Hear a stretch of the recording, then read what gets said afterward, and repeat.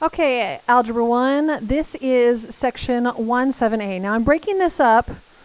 Mainly, this video is going to be long and the next one's going to be kind of long because there's a lot to it. We're going to spend 2 days practicing, but I really want to get down to the nitty-gritty of how this works right now and then just spend lots and lots of time practicing it. But it kind of, we're going to take a step back and go back to that very basic definition of absolute value because it gets kind of messed up. So our whole chapter is solving equations. And so we solved our basic equations, but now we're introducing an operation that you've seen before, which is absolute value. And the big idea that we have to know is that it's a number's distance from zero. That's the big idea. And because distance can't be zero. So however far away I am is how far away I am. If I'm 5 steps away in one direction, or 5 steps away in another direction, I'm still just 5 steps away. And so when we start looking at these negatives, they don't really exist when it comes to absolute value anymore. But when it comes to equations, we have to take into the idea that all of a sudden we took away this negative. And it actually gives us another option when we're solving equations. So it's kind of working backwards, which now there was no negative, now there is a positive and a negative, so now we're getting 2 answers that could possibly work, and our responsibility is to make sure we find all possible answers. So we always have to account for, well, what if this was negative and I took that negative away, what could possibly be there? So when we're looking at our real basic idea, if I'm looking at, here's my 0,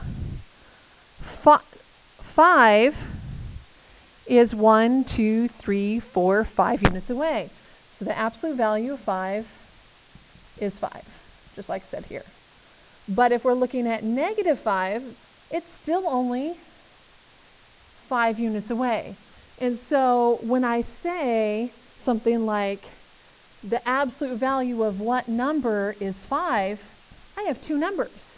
I've got this 5 right here because it's 5 units away, but I also have a negative 5. So we're working backwards from that. We're always going to have the 2 options. What numbers are too far, are so many units away? So looking here, what numbers are 4 away from 0? So here's my 0. If I go 4 on this side, I get 4. But I can also do 4 on this side, which means a negative 4. So every single time we have that absolute value with an X inside, with a Y inside, or even just a question mark inside, we're going to have 2 options. So here, question mark could be the number 1, or it could be the number negative 1. Here, question mark could be 2 or negative 2, because both of these are 2 units away from 0. So always the 2 options as we're working out from that. Here, question mark could be 3 or negative 3. And we're going to use this idea to help us solve equations. So every time we're working with these absolute values, we're going to have 2 options, except for in a very, very special case. So looking at the same idea, but now we've got absolute value of x. So here, x could be, well, 5 units this way, 5 units this way, gives me 5 and negative 5. So this would be 6 and negative 6. This would be 10 and negative 10. Because our responsibility is always to show every single possible option. We don't want to just discount one because we don't like it. That's not how this works. We always have to take that into consideration. So here, absolute value of 18 could be 18, or it could be negative 18. They're both 18 units away from 0. Here, x could be 24 and negative 24. And so what I want you to pay attention to is it's the x that could be the 2 values, not the absolute, not the answer on the outside that could be this. This number right here could be 5 or negative 5. This number right here could be 6 or negative 6. This number right here could be 10 or negative 10. This number right here could be 18 or negative 18. This number right here could be 24 or negative 24. And that's going to be our key, because from here, we're not going to have just x anymore. We're going to start having more stuff on the inside. And that inside stuff could be the positive 24 or the negative 24. So when I look at this next problem, this could be 10 or negative 10. Because this number, absolute value of 10, could be 10, or absolute value negative 10 could be 10. So this inside number could be 10, or it could be negative 10. So we have to look at both possibilities. So x plus 4 could be 10, or x plus 4 could be negative 10. And our responsibility as good mathematicians is to make sure we look at both of those. So we're always solving two equations. So I minus 4 here, I get x equals 6. But when I minus 4 here, because this is a negative 10, the operation is different. A negative 10 and a negative 4 becomes negative 14. So it's my responsibility to report either one of these numbers would end up giving us an absolute value of 10. And this is how that's going to work.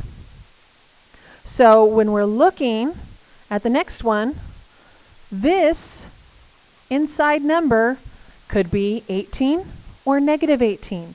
So we're breaking it down that way. So negative 6x could be 18. Or this inside value could be a negative 18, because absolute value of negative 18 is 18.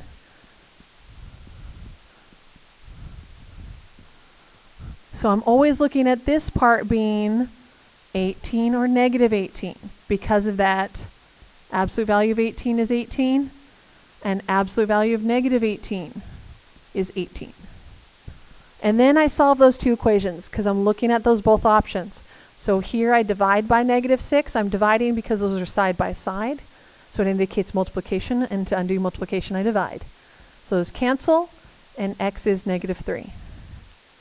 So I divide by negative 6. Those cancel, and x is 3. Now this one happened to work out where the answers are the same number, different signs. This is the only type of problem when there's only multiplication happening where that will occur.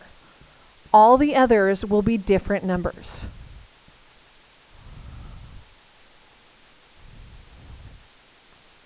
So don't let yourself fall into a trap where once you get the first one, you just change the sign for the second one, because that didn't work here.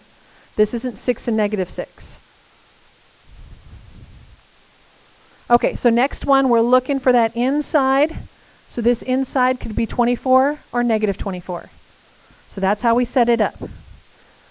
3x minus 6 could be 24, or that inside number could be negative 24. And we solve each one.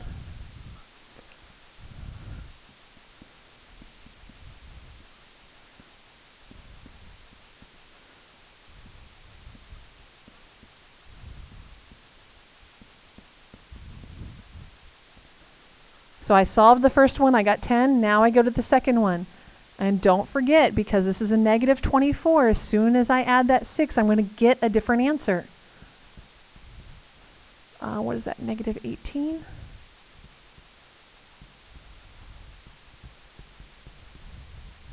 And you want to make sure that you are listing your answers together, so people know that there are actually two possibilities that will work out and give you the correct answer. So next one, we take the inside. That inside could be 6 or negative 6. Those are the only ones that are 6 units away from 0. So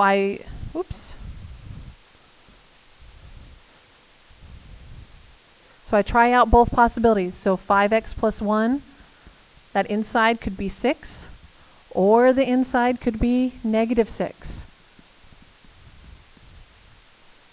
And then I solve each equation and I look at both possibilities.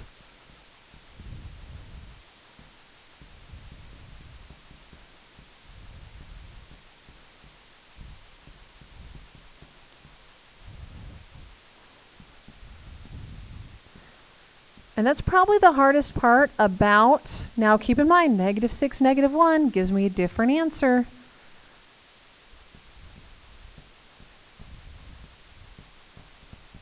And that's the hard part about absolute value, because it seems like there's so much more work because you're doing like 2 problems in one to look at both possibilities. And we can't just take the easy way out. If everyone took the easy way out, there's no way we would have the technology that exists today. And I know you guys love the technology that exists today. Okay, so one more page. And we're going to talk about that special case. So when we're looking at this, what happens if your absolute value, they say, is equal to negative? So if I'm at my 0, can I go a distance of -8? Well, if I go this way, my distance is +8. If I go this way, my distance is +8. Not displacement, but distance. So my distance is +8 either way. So there's no way, based on the way that my number lines go, where I actually get an absolute value of -8. So when this occurs, we say no solution. That distance is always positive.